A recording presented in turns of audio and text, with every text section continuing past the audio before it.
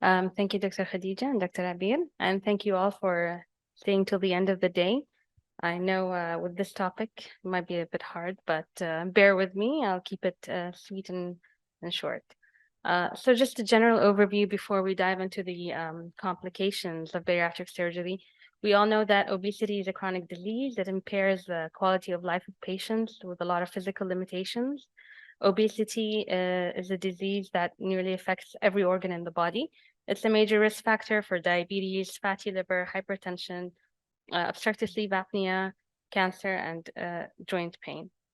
Unfortunately, in the UAE, more than 50% of the population are classified as obese or overweight, with a high childhood obesity risk of 8.5 over 11.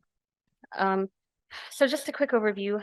We all know that we all have a general idea about the indications of bariatric surgery, but I'd just like to highlight that recently there was an update from the AC or ASMBS, and if so, metabolic and bariatric surgery is now recommended for individuals with a BMI of greater than 35, regardless of the presence of comorbidity, and BMI of 30 for those who have a metabolic disease. Efficacy of bariatric surgery has been well studied and documented. The International Diabetic Federation has a statement saying that bariatric surgery is an effective, safe, and cost-effective therapy for obese type 2 diabetes. And bariatric surgery has been shown again and again to lower the risk of mortality in obese patients and provide them a better quality of life with a longer life expectancy. Just another overview about the common bariatric surgeries. So the most common ones would be the gastric bypass, whether it was a Roux-en-Y or a mini gastric bypass. Then the sleeve gastrectomy is also a very common procedure. Less common is the gastric banding and biliopancreatic diversion with the duodenal switch, which are less available nowadays. Again, before going into the complications of bariatric surgery, I just would like to leave here with the audience knowing that bariatric surgery is actually a very safe surgery. This table here shows that patients who underwent a Roux-en-Y gastric bypass had a less rate of morbidity and mortality than patients undergoing cholecystectomy and appendectomy. So these are very commonly performed procedures, but when you compare them to the laparoscopic Roux-en-Y, safety profile is actually better. This is another slide that shows the post-op mortality in patients who are diabetic and underwent a laparoscopic Roux-en-Y. So as we can see again, it has a better outcome when you compare it to appendectomy, cholecystectomy, and colectomy.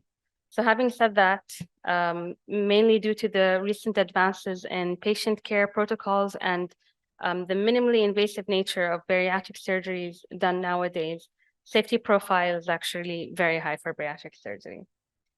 Now going into the main topic of complications, they're divided into early and late. Early complications are usually complications that occur in the first 30 days. We've got bleeding at a rate of 1 to 4%, leak at 1 to 2%, and thromboembolic events like DVT and PE at a negligible rate of less than 1%. Bleeding is usually self-limited and responds to resuscitative efforts and observation. Surgical intervention is rarely required. When we look at leaks, they do have a low incidence, but generally are associated with a high morbidity and mortality. Leaks can occur either from the staple line in cases of sleeve gastrectomy or anastomotic site in cases of gastric bypass. These usually present within the first 7 to 10 days post-operatively. The most common symptoms that the patients will exhibit are tachycardia, fever, tachypnea, and abdominal pain. And just like to highlight that tachycardia in a post-op bariatric patient is a very ominous sign and should be taken seriously regardless. Management includes bowel rest, keeping the patient NPO, starting parenteral nutrition, and management of an infection with IV antibiotics and antifungals. In cases of sleeve leaks, endoscopic interventions such as stenting can play a role. However, most of the time you would have to go in with a laparoscopic evaluation and repair of the site of leak. Failure to diagnose a patient with a leak is the most common cause of preventable long-term disability and death in bariatric surgical patients. Looking at late complications, we've got obstruction, marginal ulceration, nutritional deficiencies, which can be considered one of the more common late complications, reflux, mainly in the post-sleeve patients, cholelithiasis, and dumping syndrome. So I'll just take a look at each one separately here. Obstruction can be usually due to internal hernia, adhesions, or kinking of the limbs in a bypass, or anastomotic strictures. Patients will usually present with the well-known picture of obstruction, which is the distension of the abdomen, pain, nausea, and vomiting. Diagnosis can be done with imaging, whether it's an abdominal X-ray or ideally CT with IV and oral contrast. In some cases of anastomotic strictures, endoscopic diagnosis may be necessary. And even in some cases where the imaging it would be inconclusive, and as in some cases of internal hernia, you might have to go in with a diagnostic laparoscopy. Treatment is according to the cause. So for internal herniation, you would have to go in, reduce the hernia, and close the defect. In cases of kinking, you may have to take down or even revise the limb. And in cases of anastomotic strictures, usually endoscopic dilatation is fair enough. Marginal ulceration is associated with NSAID use, smoking, alcohol. Rarely is it due to technical issues, as in if there's a tension at the pouch or ischemia. Patients will usually present with epigastric pain, dyspepsia, and vomiting. Endoscopy is the main modality for diagnosis. And usually management is by medical therapy with PPI and avoiding the causative risk factors such as smoking or NSAID use. Very rarely, again, is it not solved with medical therapy. And if it's not, pouch revision is usually undertaken. Nutritional deficiencies, I think it's important to highlight that a lot of the bariatric population are actually deficient in nutrients prior to undergoing any surgery. And this is mainly due to their poor nutritional habits. The more common nutritional deficiencies include iron deficiency, anemia, and B12 deficiency. And these are more commonly seen in patients who have undergone a sleeve due to the exclusion of the gastric fundus and secretion of, or the lack of gastric acid and interesting factor. In patients who undergo a bypass, we see calcium and vitamin D.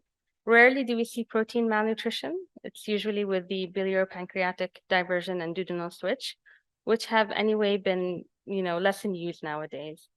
A lot of these nutritional deficiencies don't cause symptoms, and they're usually detected during the regular follow-up. Usually, for bariatric patients, we like to do these blood tests annually or twice a year, just to make sure that all of these levels are okay. And if there's deficiency, usually they're managed with oral supplementation. Rarely do we have to resort to IV. A very rare deficiency that can occur is vitamin B1 deficiency, and it can become lethal and lead to Wernicke's encephalopathy. This usually occurs in patients who have persistent vomiting and food intolerance. It's commonly seen early on, usually within 3 weeks or up to 6 months after surgery. I think you know this better than me. They present with a triad of ocular impairment, ataxia, and confusion, and treatment is with IV thiamine. Dumping syndrome usually occurs when, after having a meal, they develop tachycardia, lightheadedness, syncope, flushing. And it's because of the ingestion of simple sugar-rich foods, leading to an osmotic overload into the small intestine and stimulation of insulin. It can be divided into early and late, and most of the time it is self-limited, and patient education is all that is required.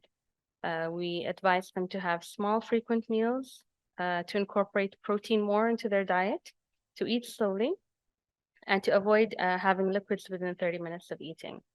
In cases where these efforts are failed, we usually involve the clinical dietitian and the internalist, and some cases acarbose may be prescribed. So the long-term results of metabolic and bariatric surgery has consistently demonstrated safety and efficacy, but prevention is key. So it's important to optimize these patients before surgery, getting a whole team involved with a multidisciplinary approach.